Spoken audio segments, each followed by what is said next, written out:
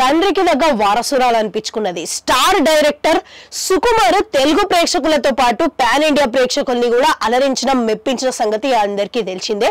Pushpa cinema తెలుగుతో పాటు దేశవ్యాప్తంగా సంచలన విజయం సాధించుకున్నది.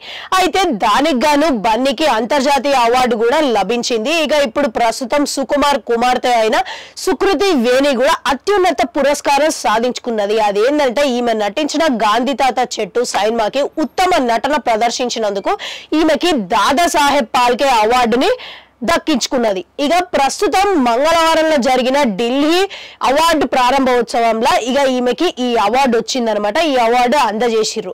అయితే సుకృతి వేణి ప్రస్తుతం 8వ క్లాస్ అవుతుంది. అయితే 8వ క్లాస్ కే ఈమె ఇంత సృష్టించింది అంటే ముందుగానే ఎట్లుంటుందో అనేది మీరే ఊహించుకోండి.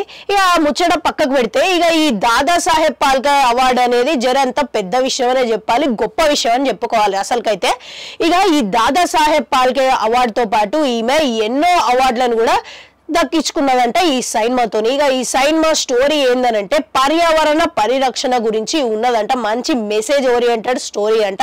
ఇక తొలి బాలనటిగా ఈమె అవార్డులని ఇక ఎన్నో అంతర్జాతీయ ఫిలిం ఫెస్టివల్ లా ఇది ప్రదర్శించిరంట. అయితే దుబాయ్ ఫిలిం ఫెస్టివల్స్ లా ఇక అట్లనే ఇండియన్ ఫిలిం ఫెస్టివల్స్ లా ఇక ఈ అవార్డులతో పాటు ఈమె ఇక ఎన్నో అవార్డులను ఈమె అందించుకున్నదంట. దాంతో పాటు ఎన్నో అంతర్జాతీయ ఫిలిం ఫెస్టివల్స్ తో స్థానం సంపాదించుకోవడం పాటు అవార్డులని సంపాదించుకోవడంతో పాటు దాదాసాహెబ్ పాల్కే అవార్డు కూడా దక్కించుకున్నది.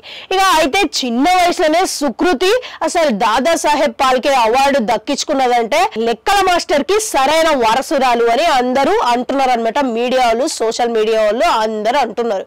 ఇక దానికి గాను సుకృతినే కాకుండా ఇక ఈమెకి ఎక్కడ చూసినా ప్రశంసల వర్షం అనేది కురిపిస్తున్నారు అనమాట. సుకృతినే కాకుండా సుకుమార్ కుటుంబ సభ్యులందరినీ ఇక థ్యాంక్స్ చెప్తున్నట్టు, అభినందిస్తున్నట్టు సోషల్ మీడియాలో మస్తుగా మెసేజ్లు కూడా వస్తున్నాయి.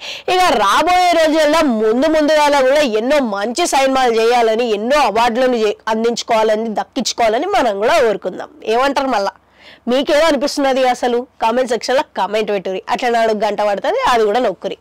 మళ్ళీ వస్తా.